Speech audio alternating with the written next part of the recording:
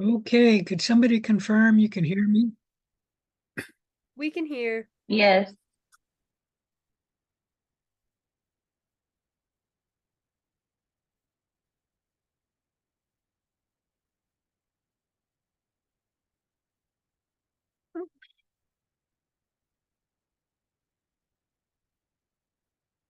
Getting there.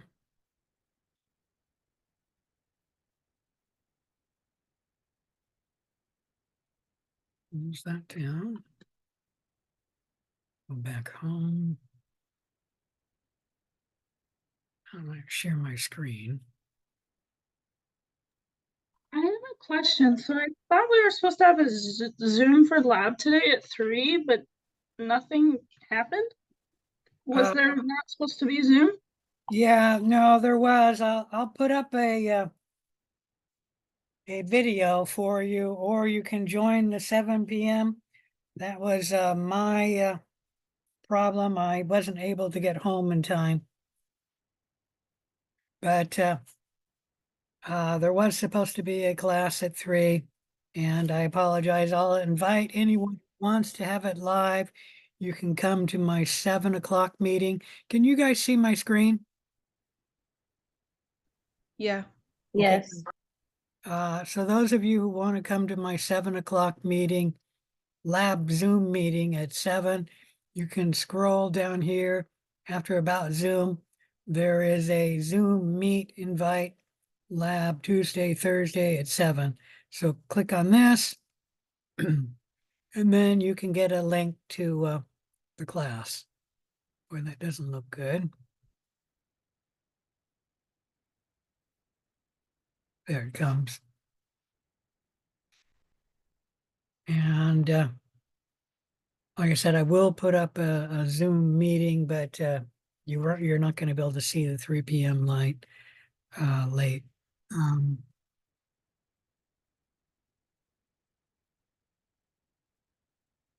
That might be the link there. Is that going to be a typical thing that the 3 p.m. lab is not going to be happening, or is this No, one this is time? just today. I had trouble in the snow. Okay, awesome. Yeah. Sounds All right. All right. Yeah, that must be the meeting there. And I've never done this, so I don't know. But somebody told me that you guys don't have when you come down to the Zoom meeting.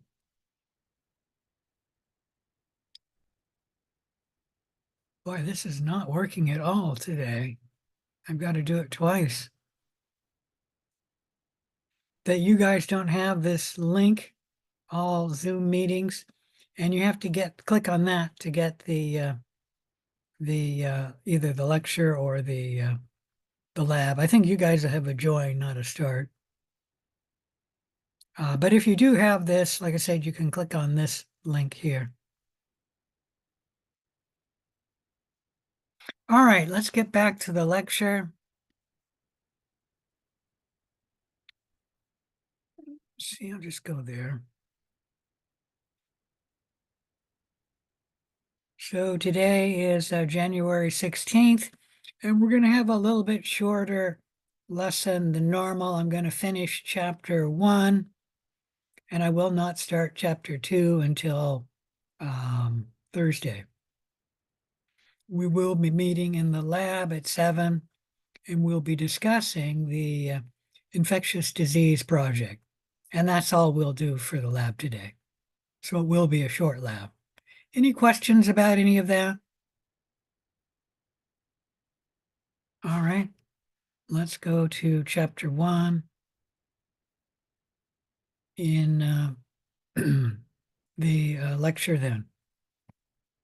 So last time we talked about the history of microbiology, and we mentioned that 3.5 billion years ago, we had the first fossil records for life on the planet Earth, where we saw fossils, which you're actually seeing right here, of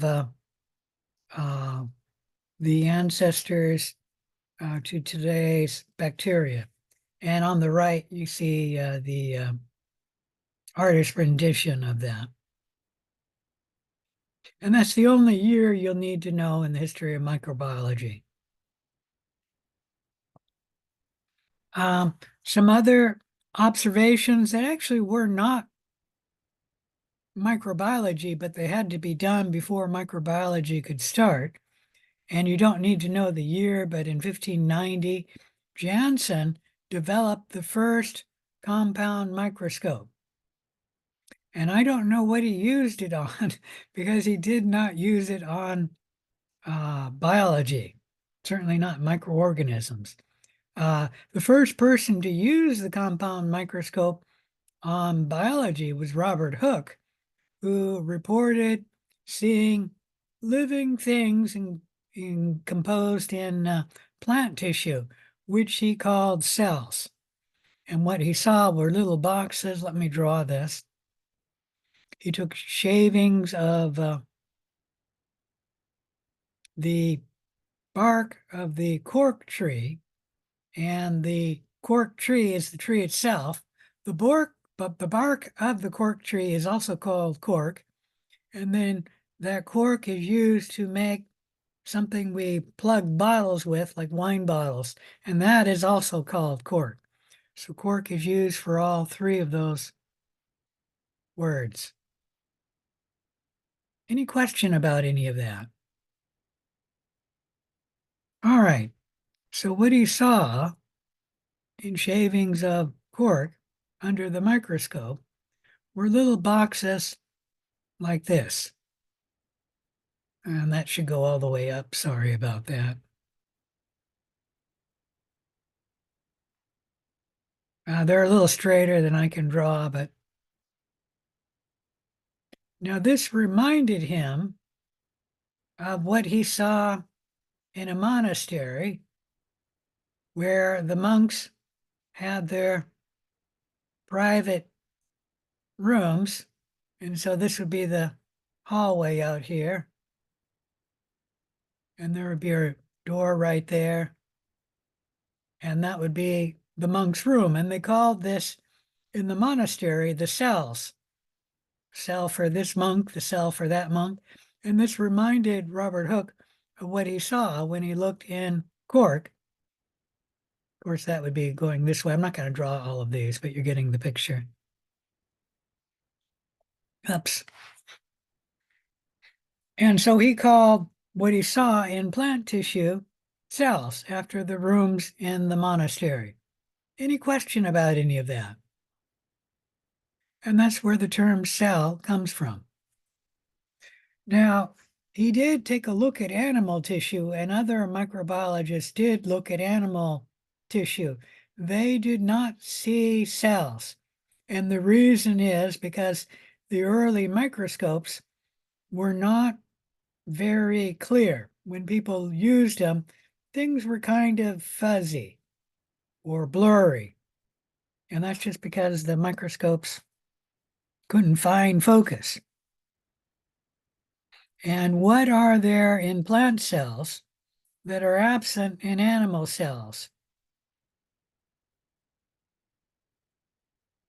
This is why people were able to see plant cells with the early microscopes, but they could not see animal cells. Anyone know? Cell walls? Yeah, animal cells lack a cell wall. Plant cells have them. Cell walls are very thick and rigid. And animal cells, they have these very thin and flexible cell membranes, and they're much thinner than plant cell walls. So when people looked at them under the microscope, they couldn't see the cells just because the early microscopes could not focus very well. And it's really not because of the microscope itself, it's because of the lenses of the microscope. They were not very finely ground. The point being is that it took practically 100 years of further development of the microscope before people were able to get microscopes good enough that they could focus in on the tissue of animal tissue and then see cells within it. So later on, people did see cells in animal tissue, but early on in the first 100 years of the microscope or so, they were not able to see cells. Any questions about any of that?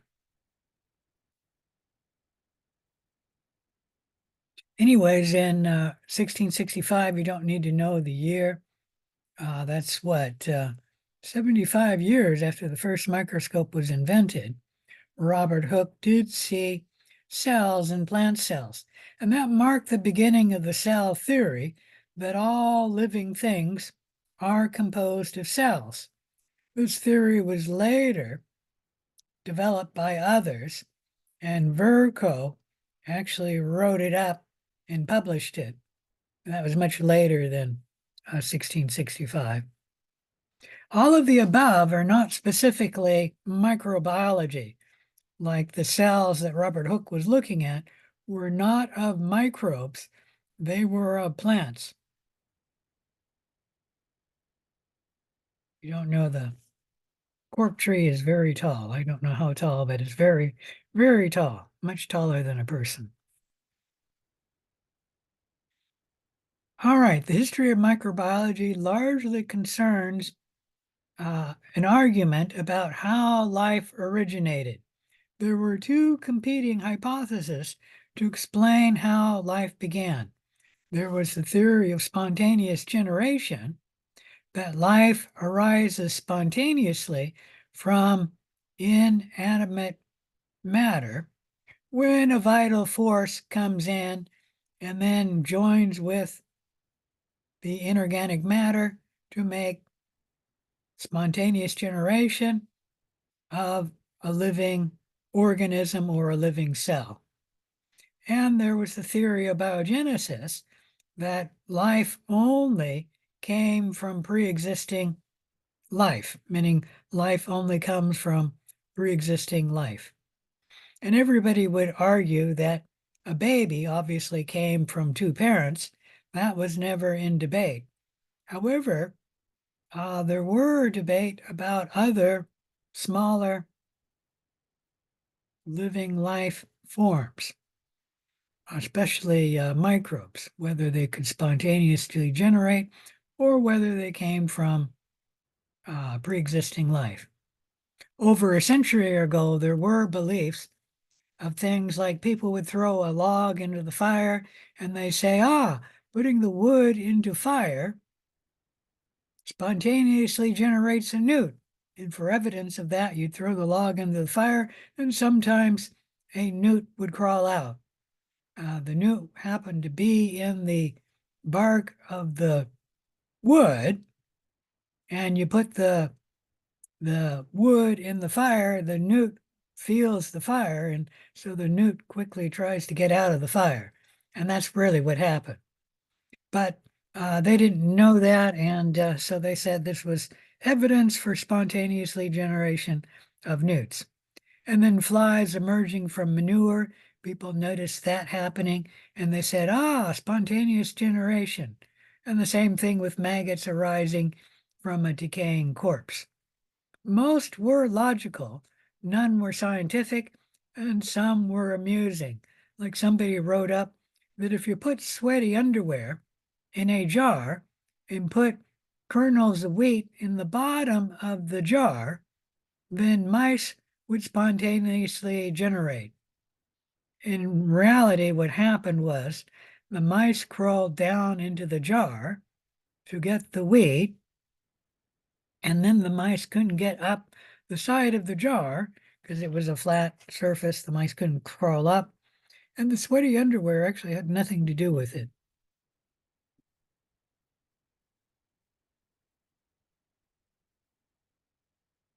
One of the reasons why people believe that spontaneous generation could occur, especially of microbes, is that when you made media and then put it in a container, with time, it would stop being clear and then would become turbid from the growth of microbes. They didn't realize that there were microbes in the container or in the media when you made it. And even if you sterilize the media, killing the microbes could fall out from the air. People didn't realize there were microbes in the air. And then that could contaminate the media, and then the microbes would grow in it, and then you'd see the turbid growth of the media. The first experiment and evidence for spontaneous generation came from Francesco Redi, who actually disproved spontaneous generation. And you should know this guy in this experiment because it's also the first documented controlled scientific experiment. And what he did was he got 3 jars and he left them open and he put meat in the jars. And over time, maggots developed in the jars. And then he got 3 jars and he put meat in them, and then he completely sealed the jar. There were no maggots in those jars. Well, the people who believed in spontaneous generation said, no, no, no, Francesco, you sealed the jar. The vital force could not get in to create the maggots. And so what he did was he ingeniously covered the jars with a fine wire mesh, fine wire net mesh, and obviously put the meat in the bottom of the jar, and there were no maggots in the meat. And that would allow the vital force to get in, and the maggots never showed up in the meat. So that disproved spontaneous generation for the generation of the maggots in the meats. So this did not support the theory of spontaneous generation. The maggots came from pre-existing life forms. And what went on further with some experiments was the wire mesh netting prevented flies from coming in and then laying eggs in the meat, which the eggs then grew into the maggots.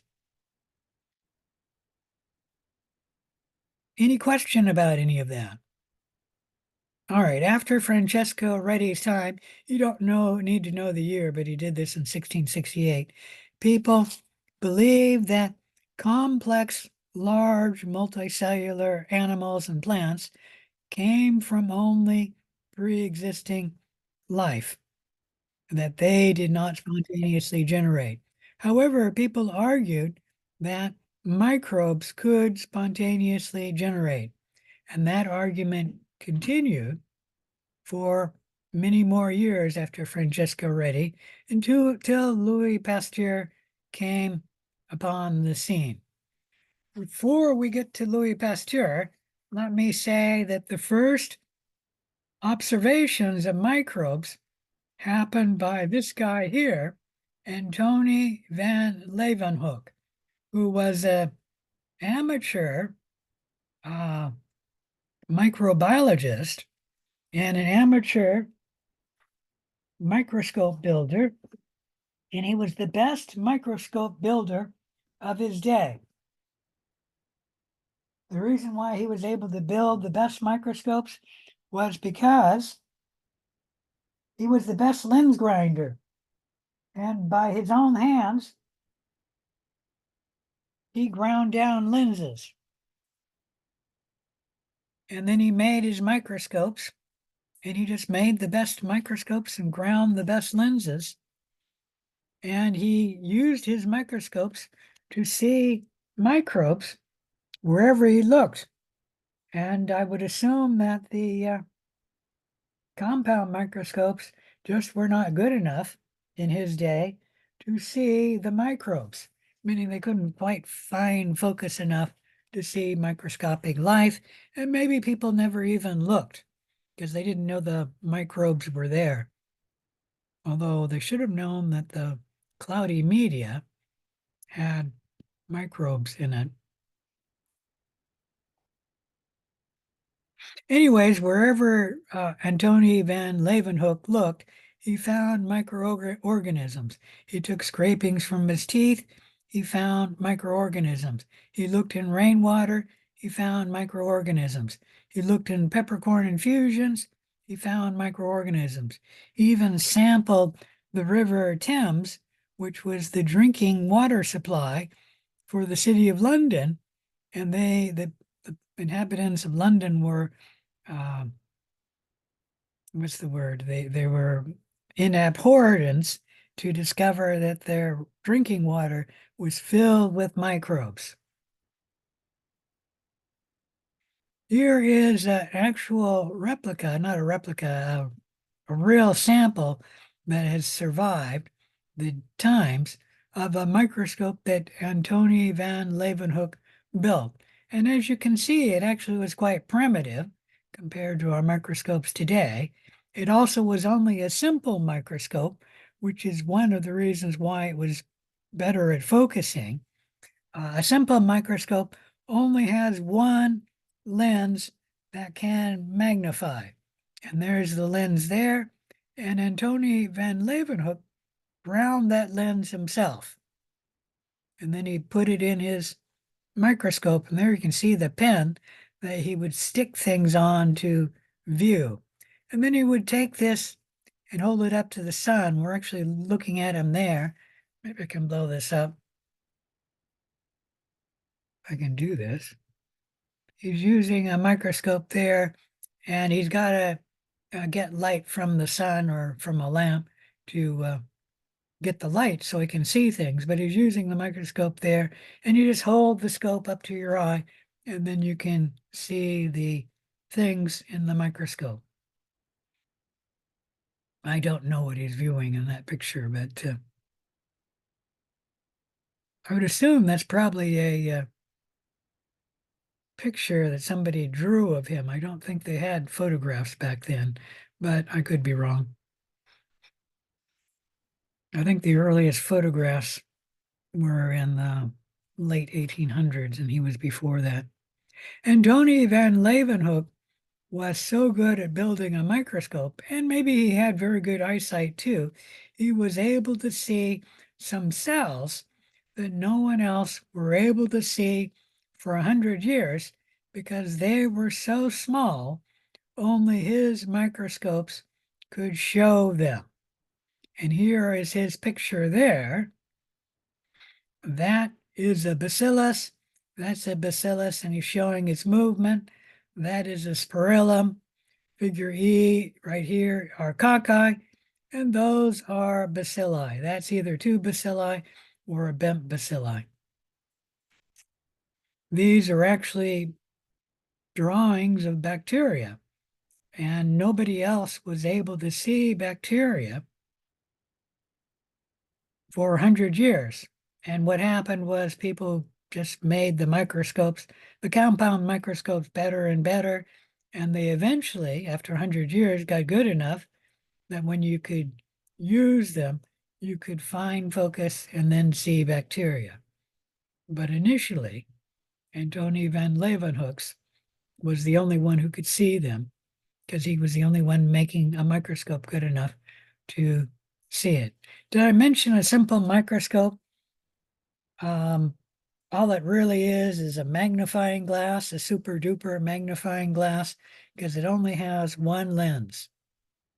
A compound microscope has two lenses.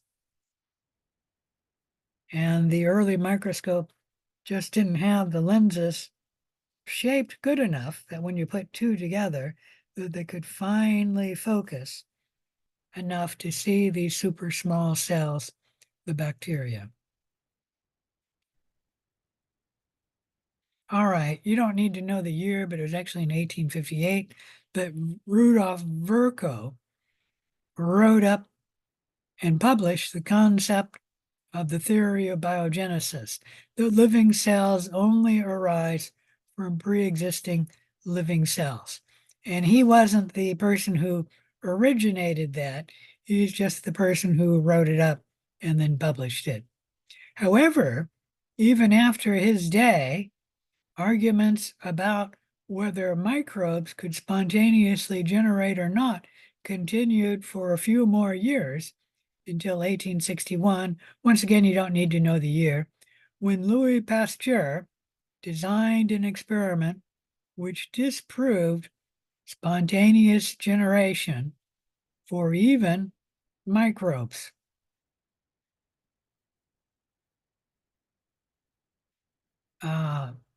So what he did was, Louis Pasteur showed that microorganisms are present in the air and they could fall into sterile media and then get them to grow and make the media turbid. But he did also show that microbes can be destroyed by heat.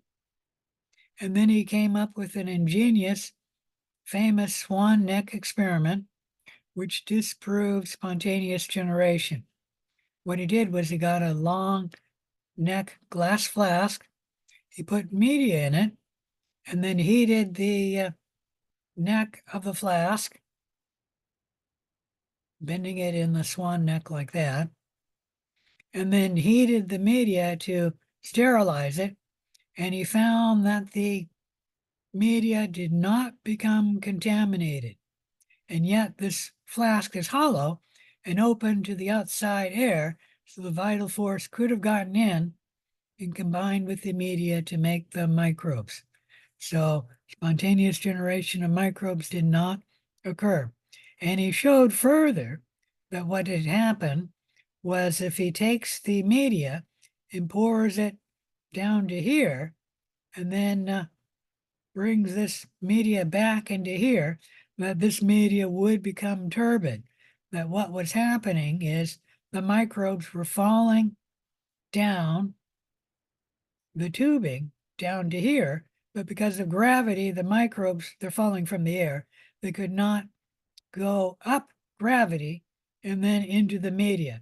They had to literally pour the media into this region before you could get the media to get the turbid growth. Any questions about his experiment disproving spontaneous generation to microbes?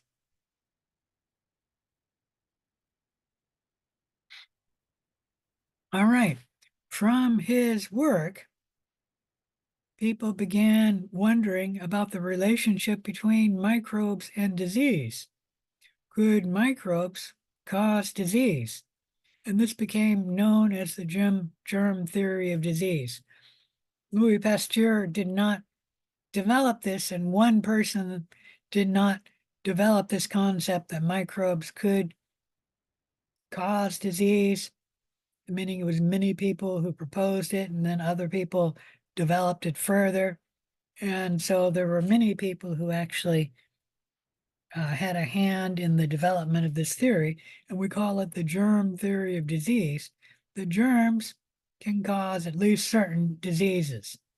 Also out of Louis Pasteur's work came the concept of immunity, that we have an immune system that can protect us from germs that cause disease. Another thing that came out of Louis Pasteur's work was the concept of drugs, that you can use certain drugs against germs to cure disease, and those we call antimicrobial drugs. Around this same time, or out of Louis Pasteur's work, came some other developments. Louis Pasteur developed the basic concept of aseptic technique, that you could get a culture containing one species and you could keep it pure by using a aseptic technique where you sterilize your tool, you're transferring the microbes from one container to the next, and you only put the microbes in a tube that's been sterilized, in media that's been sterilized, and then you let the tube to be exposed to the air for a very short time, and then you cover it. And that is known as the concept of aseptic technique. Louis Pasteur did develop a way of getting a pure culture. It was a very laborious way of doing it. And he used liquid cultures. And what he did was he made a dilution to the culture and then made several dilutions and then made replicas of those dilutions.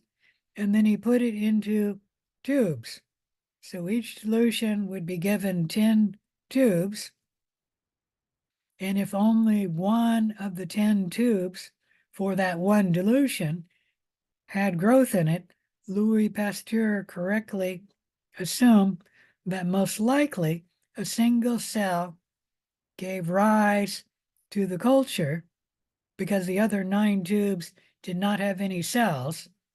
And so that 1 in 10 tubes was likely to be a pure culture. And he was correct, but it was a very laborious way of getting a pure culture because you had to take a culture, make many different dilutions of it, and then make replicas, making 10 tubes for each dilution, and then look for one tube that had growth in it and 9 tubes that had no growth in it. Koch developed a much easier way of getting a pure culture, and how he did that was streaking for colony isolation on a solid media, where you take your solid media and all you do is you sterilize your loop, take your cells, and then streak it on the solid media. If you get an isolated colony, and then you take from that isolated colony and you streak it out again on a second plate so that you sent the cells through 2 colony formation events, the chance of getting a pure culture is very high. It's over 95%. About this same time, and like I said, that was just an easier way of obtaining a pure culture. Streak it out on solid media 2 times, passing the cells through 2 colony formation events, and the chance that you get a pure colony is quite high because many of the colonies are formed by 1 cell, not all of them. Some are formed by 2 cells, some by 3 or a clump of cells.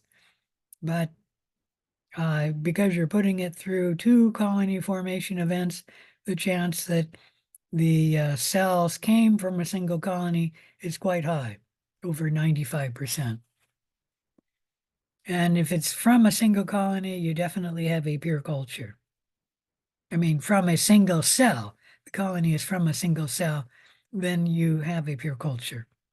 About this same time, 1 year later, in fact, Hess, somebody who was working in Dr. Koch's lab, so he was an associate of Dr. Koch, developed nutrient agar, a very good new media for growing microbial growth. And about this time was the same time that Sergei Winogradsky developed the concept that microbes were involved in the biogeochemical cycles, such as the nitrogen cycle, where the microbes could convert nitrogen from one form to another so that nitrogen could recycle in the ecosystem, moving around from one place to another. Any question about any of that? Pasteur then went on to show that microbes were responsible for fermentation. Alcoholic fermentation is the conversion of sugar to alcohol, which was used to make beer and wine. And the French beer industry was having some trouble with their beer going sour. And they asked Louis Pasteur to figure out what was going on and to prevent the beer from spoiling. And Louis Pasteur already knew that the beer was being made by microbes in alcoholic fermentation. And he looked further and he found that a microbe growing in the beer was converting the beer from converting the alcohol, fermenting it to acetic acid, which produced vinegar. and it was the vinegar in the beer that made the beer not very drinkable. Any question about any of that? So the microbes were converting the sugar to make alcohol, to make the beer, and then other microbes were converting the alcohol to make acetic acid, which spoiled the beer. Both of those are fermentation reactions. Louis Pasteur then went on to show that he could keep the beer from spoiling if he were to apply heat for a short period of time, and this heat was not hot enough to evaporate all of the alcohol in the beer. And he called this, or somebody called it, pasteurization, the application of heat to kill off the microorganisms which were spoiling the beer. And it's widely used in a number of foods today, particularly milk, where we pasteurize the milk to heat it for a short period of time to kill off the bacteria which are harmful and can cause disease in people.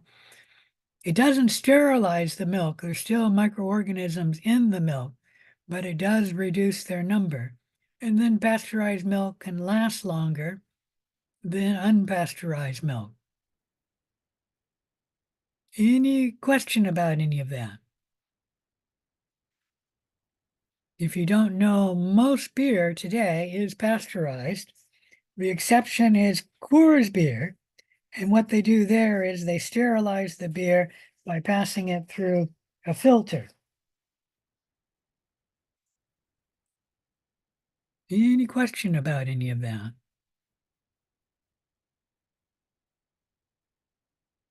All right, so the concept of fermentation and the concept that there were bacteria and other microbes out there led to the realization that a fermentation could affect organic matter and change it from one way to another.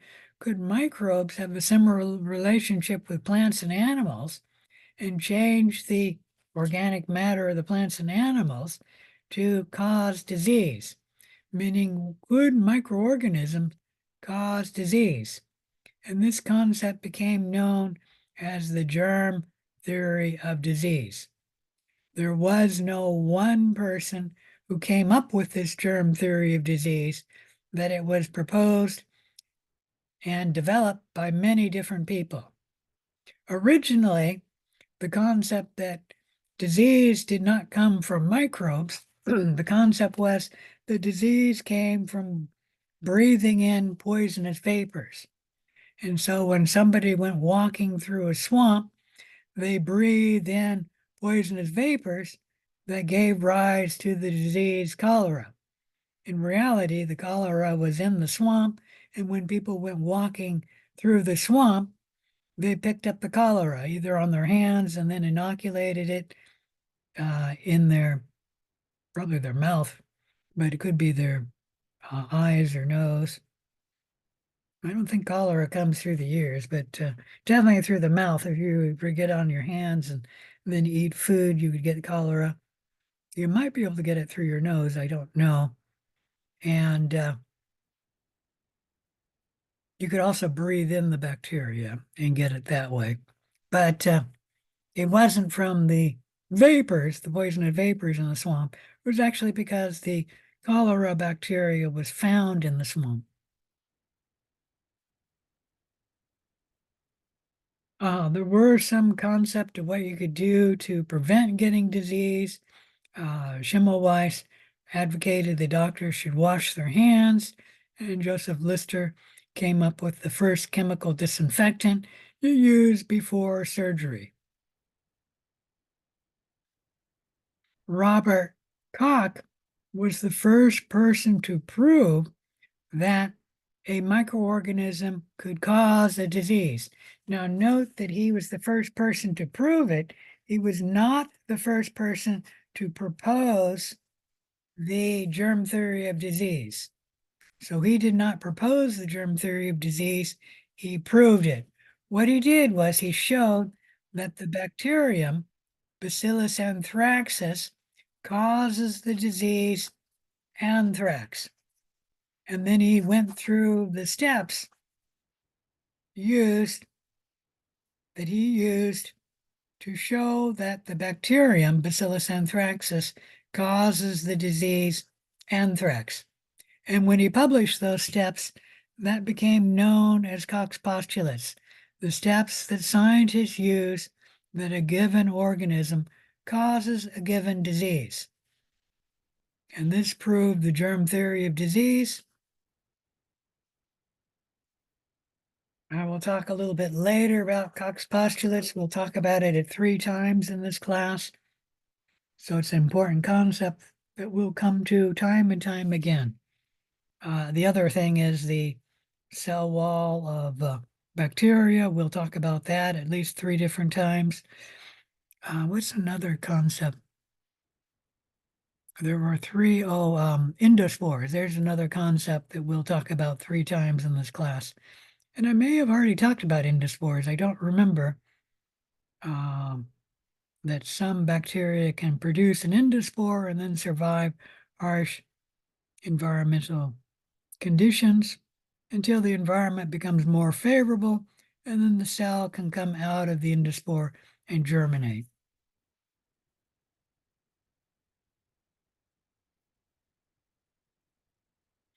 All right, around this same time, Edward Jenner developed the first vaccine. What he did was he used the cowpox virus and then injected it into people, and that protected them against smallpox. Initially, Edward Jenner just observed that milk maidens came down with cowpox. This is a disease that cows get, and it could be transmitted to people, and people who milk the cows, which were milk maidens in his day. Now they're farmers today, but back then we called them milk maidens. That these people came down with cowpox, which was a very mild disease. People would get one pockmark on their skin from cowpox, and then they would be protected from getting smallpox.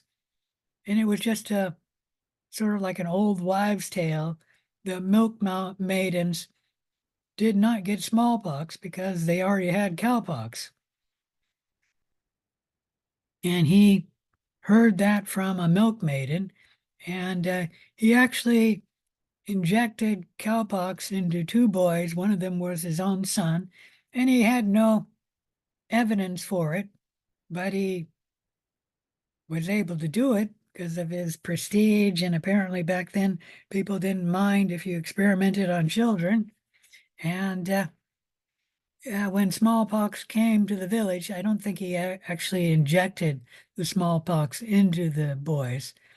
He simply waited until smallpox came to his town or village and discovered that the 2 children that he injected with cowpox were protected against smallpox. And so he started injecting cowpox into other individuals, and lo and behold, they never came down with smallpox. So that was the first vaccine against smallpox. No one understood how Edward Jenner's vaccine worked, so it was not for about 100 years where Louis Pasteur once again did some experiments with vaccines.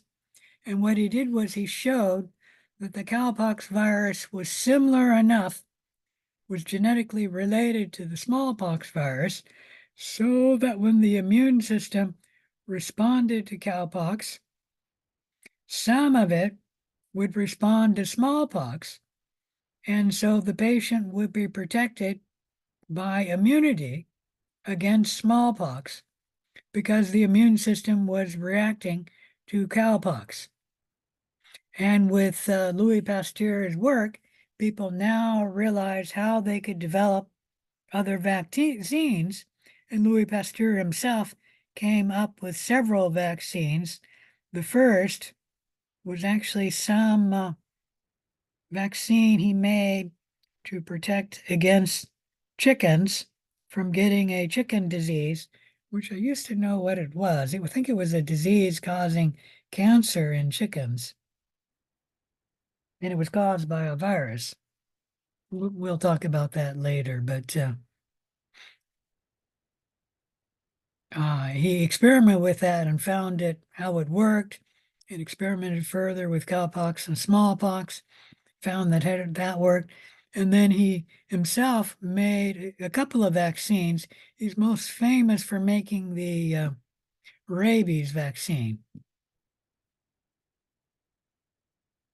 So after Louis Pasteur's work, people realized how to make vaccines, and then people started making vaccines to different diseases. The term vaccination is actually derived from the word vacca, which is a word for cow. It's either Greek or Latin for cow. I think it's Latin.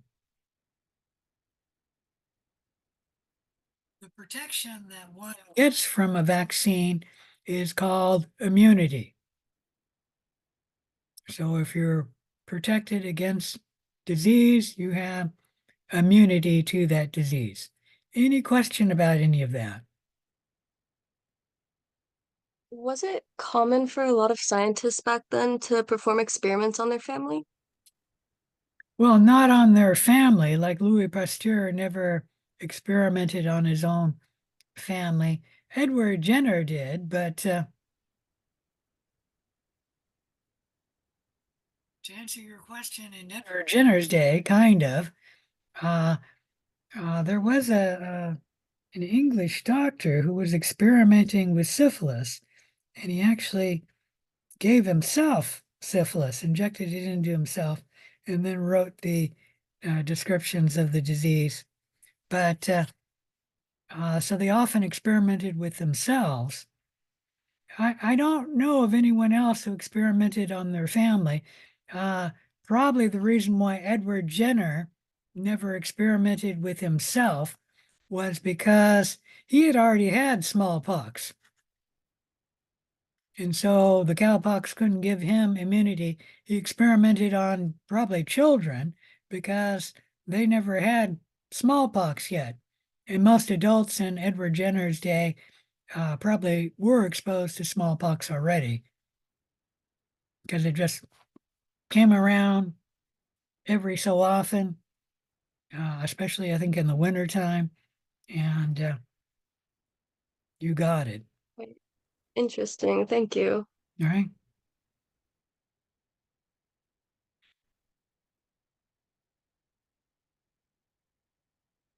So out of this work came the concept of chemotherapy, that you could find a drug that could treat disease. And initially, the term chemotherapy meant the treatment of any disease with chemicals. And that term is still used today, but chemotherapy mostly used today is meaning the treatment of cancer with a drug. And so when they use the term chemotherapy today, I won't use it to mean treating a drug, a disease that's caused by a microorganism, just because chemotherapy today is kind of reserved for use for cancer therapy.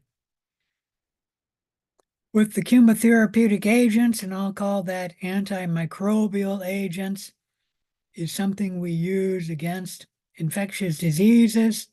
They can have two types of antimicrobial drugs. An antibiotic, which works against microbes.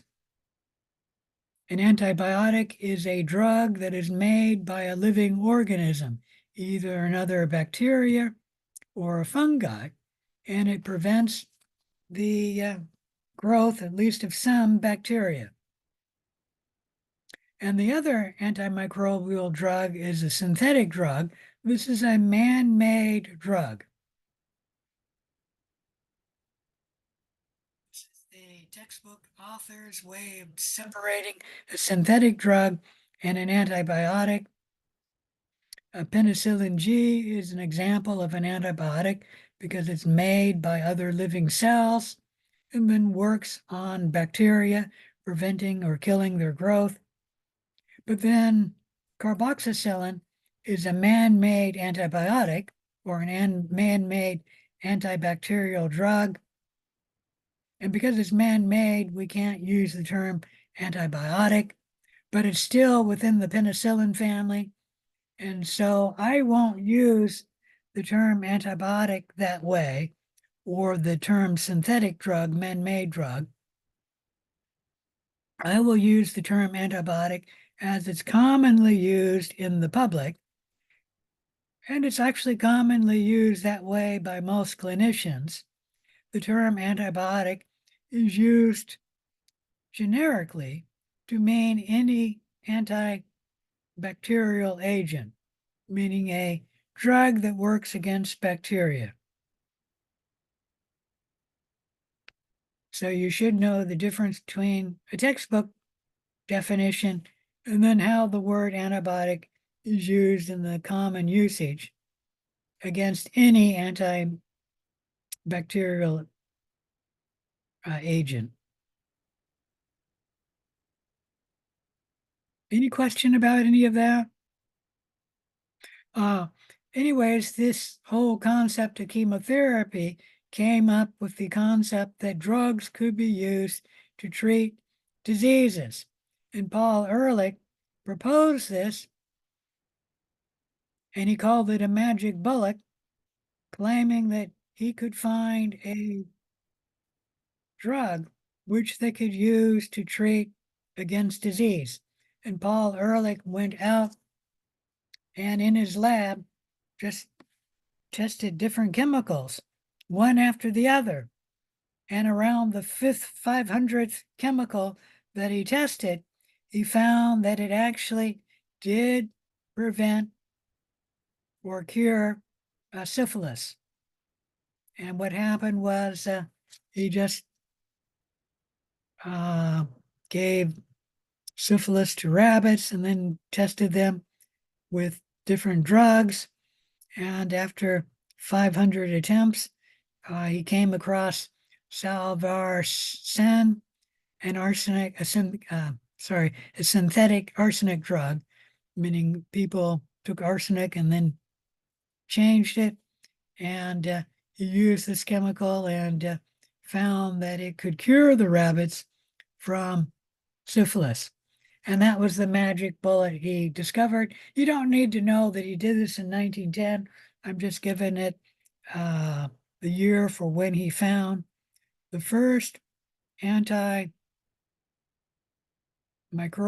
drug that someone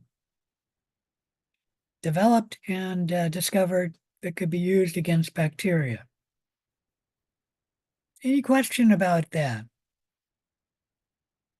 All right, the first drug that was ever used to treat against disease was actually quinine, which was in the bark of the cinchona or the cinchona tree. Both pronunciations are correct. The bark of this tree contains quinine, and people were able to eat the bark of this tree to treat their malaria. And the bark could cure you of malaria. Does anyone have any idea when this drug was first developed and available in Europe to treat malaria? By the late 1930s. 1930 is your guess. Anyone else? That's wrong. Anyone else have another guess?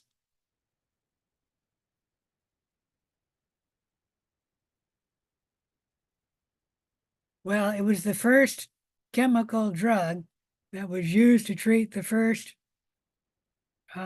disease.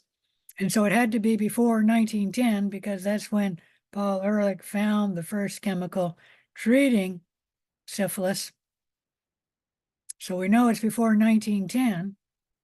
But how early before 1910? Do you think it was in the late 1800s, the early 1800s, or even before that? Was it 1908? No, it actually was in the mid 1600s. Jesuit missionaries in Peru noticed the native Indians of Peru eating the bark of the cinchona tree to treat their malaria. And the Jesuit missionaries noticed that it cured the malaria in these patients. And so they took the bark of the cinchona tree and sent it back to Europe. And it was available in Europe in the mid 1600s. That actually was the first treatment for any known disease. And because people had a cure for malaria, they actually used malaria to cure other diseases. And you don't probably know this, but malaria, if you get malaria, you get a very high fever, and it doesn't cure you of malaria, but it could cure you of other diseases. For example, syphilis was actually sensitive to the high fevers of malaria.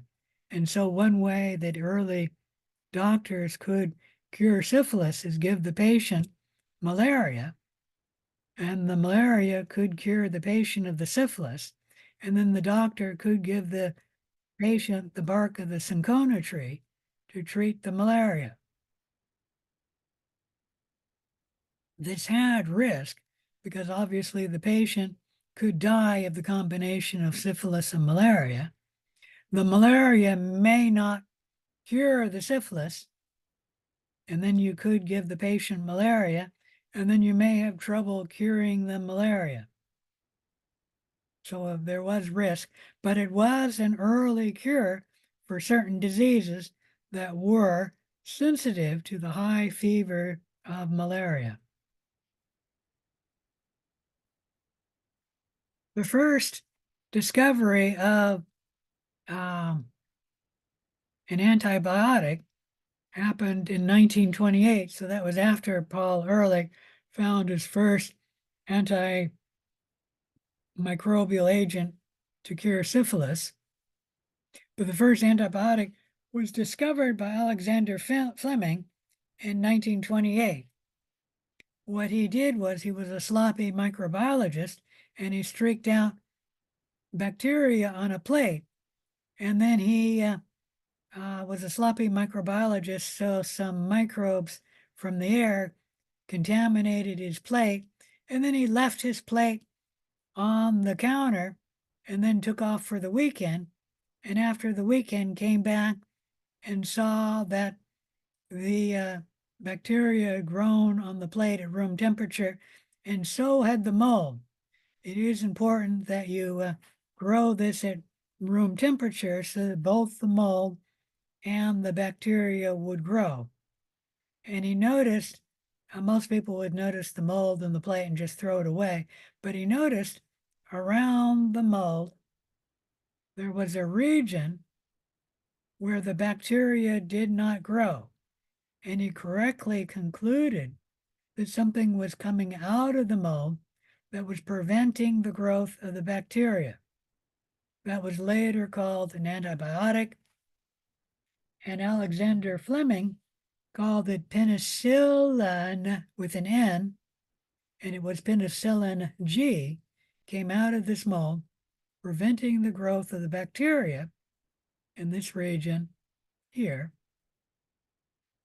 And it came out of the penicillium mold with an M. And this was the first discovery of an antibiotic.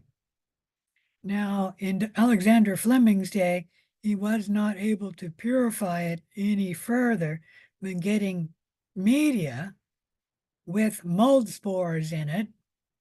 And it was not something you could give to a patient because he wasn't able to purify it further. But in the 1940s and World War II, they were able to purify it further. and purify penicillin G. And they were able to give penicillin G to the first patients in about 1940s.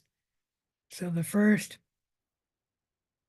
clinical testing of penicillin G did not happen until the 1940s. So even though penicillin G was the first antibiotic discovered, it was not the first antibiotic that became clinically available. That was actually sulfonamide, a sulfa drug that was a man-made drug. And so it was easier to purify it and then make it clinically available. And it became available in 1935. And you don't need to know any of these years. I'm just giving it to you for a reference. Any question about any of that?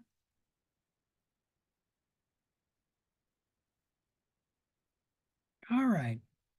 So if you ever hear me say the term microflora, that is the old term used for microbes. And that's because the term flora refers to plants, and microbes or bacteria were once classified as plants. Hence the term flora for microbes. However, it's the old term and you should not use it anymore. And I apologize, it's just the term that I was taught when I learned microbiology. And nowadays it's been replaced with a newer term, microbiota, which was not even invented when I took microbiology. And people have a normal microbiota, which is the microbes that are present in and on us, forming a community of microbes living in and on us. And all living plants and animals host a symbiotic microbial community, which we call their normal microbiota. So you can talk about the human normal microbiota, which we have all E. coli inside our gut. And then different organisms have a different normal microbiota. Like different birds can have salmonella in their gut. So it's part of their normal microbiota. But we don't have it. And so we get exposed to salmonella, we will get disease. And then cats have their own normal microbiota. They have Bartonella henselae as part of their normal microbiota. We do not. And if humans get a Bartonella henselae infection, we call it cat scratch fever. Any question about any of that? All right, so where is the normal microbiota found? It's usually found on or in the skin, oral, nasal cavity, the respiratory tract, the digestive tract, and the urethra. The normal microbiota is not normally found internally, like internal organs and tissues, like the bone, the muscle, heart, brain.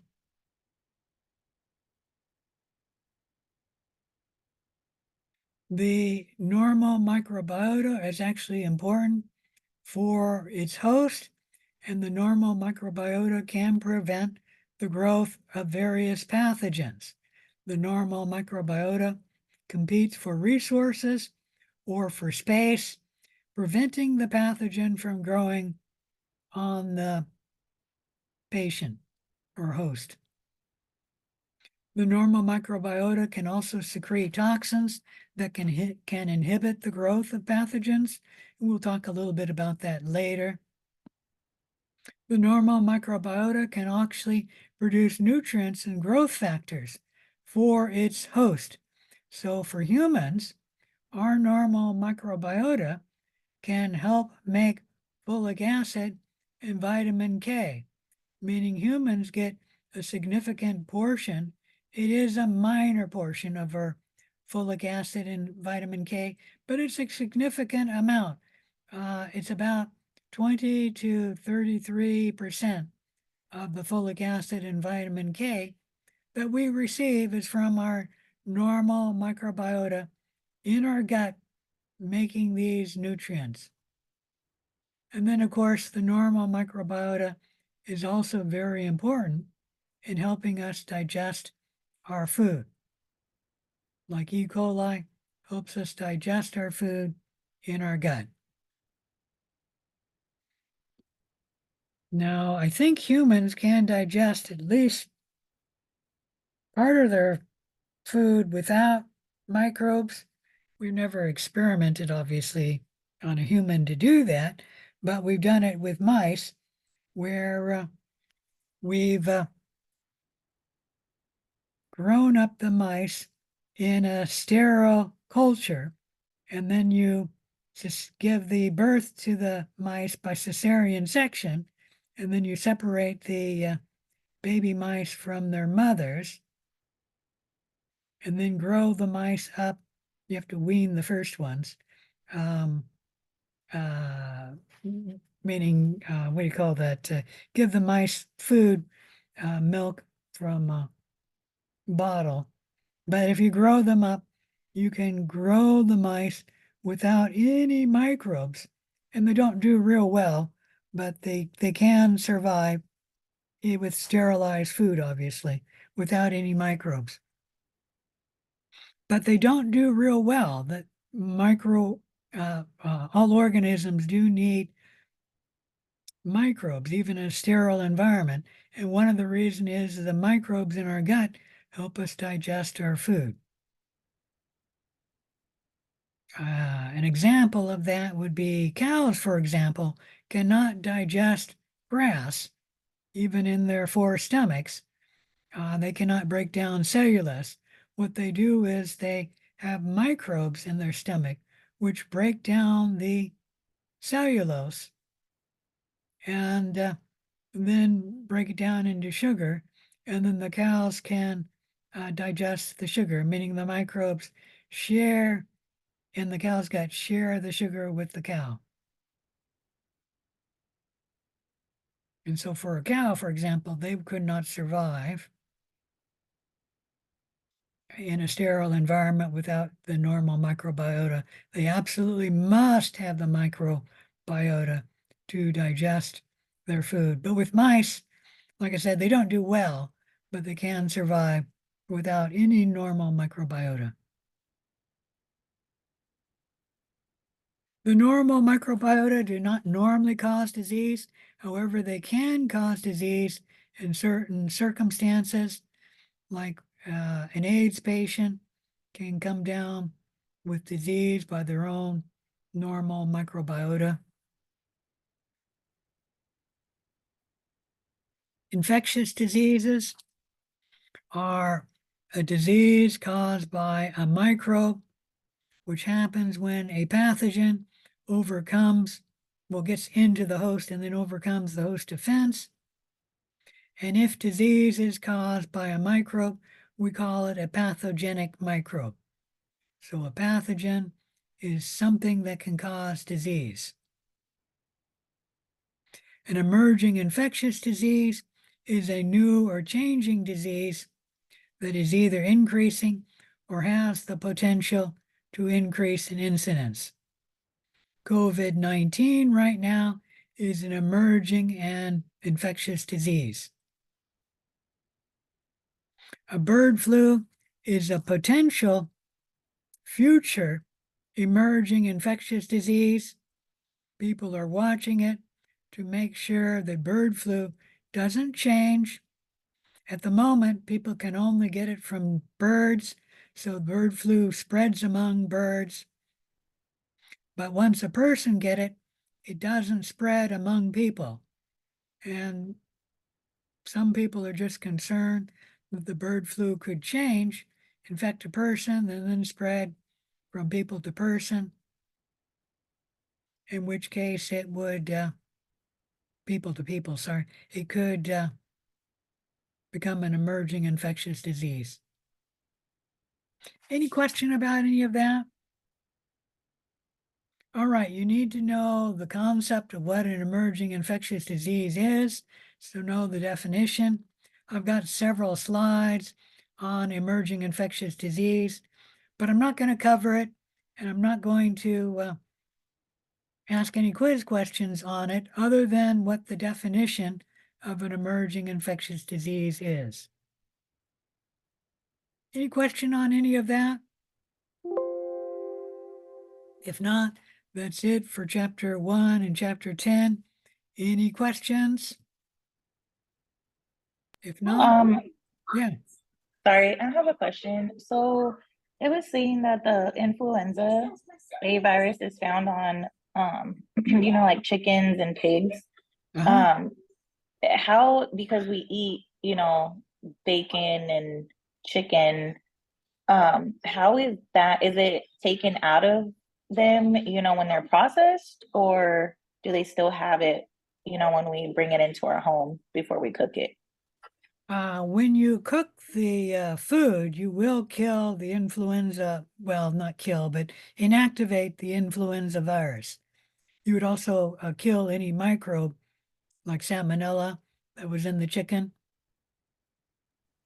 Oh, okay, perfect. Thank you so much. So you would have to eat something raw or uncooked to get the virus. And it's possible, like COVID-19, to get it from consuming it.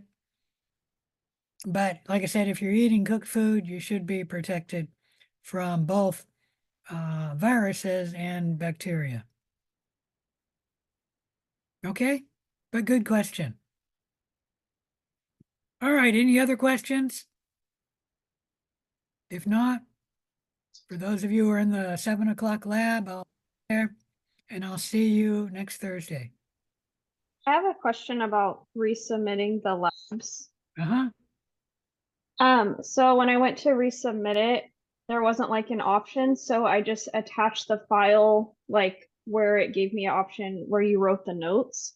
Is that okay? Because I didn't see anywhere else to do No. it. You don't have the submit button? No, it the wasn't like submit an button. option to resubmit anything. It Okay, was can you gone. explain to me what exactly which experiment you're talking about? And I'll I go had take a that look. same So- problem too. Yeah, it's on the lab 01 or whatever, the first lab we had, and you All right, like just a minute, commented just like a minute, which just a minute. Let me go look at it. Let me share this screen.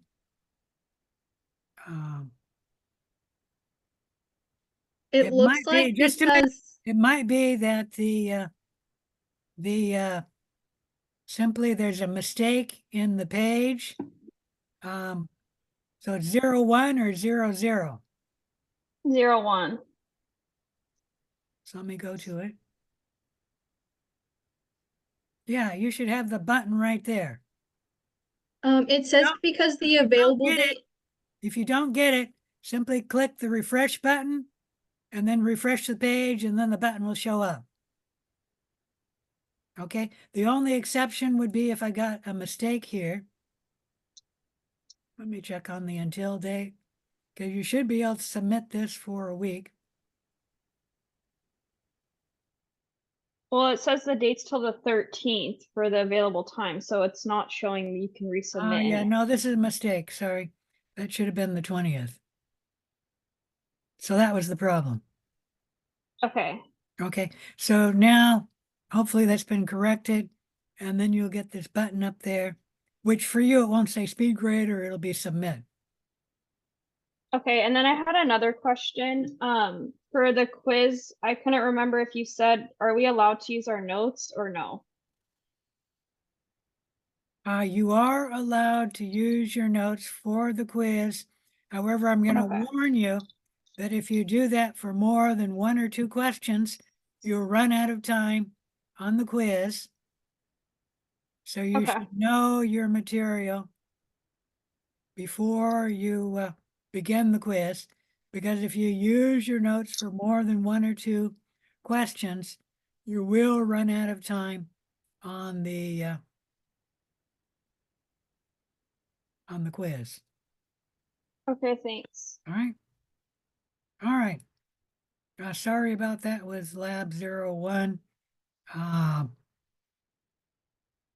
That was my mistake and I'm correcting it now. I have a similar question about resubmitting. Did you say previously that you would mark it as like, I can't remember what the number you said, but for ones that were able to be resubmitted, it was like 0.6 or something like that. If you resubmit a lab, you can get up to 100% on it. But did Okay. you say that there, like, if it was able to be resubmitted, that you wouldn't put like the proper grade on it so you could look back at it? No, that's Or no did I longer the misinterpret case. something? I have the Okay, proper grade on it now. So if you do not resubmit, then you will get that grade. okay. Never Okay. mind, I must have You're talking misunderstood, about sorry. something like a year ago, because I've been doing it Okay, for about a year now. all right, thank you. I assume you're a student of mine from a year ago? No, I'm not. I just must have misunderstood something. No, the grade showing now is your current grade. If you do not resubmit, that'll be your grade. All right, thank you. All right. All right, I'll see you.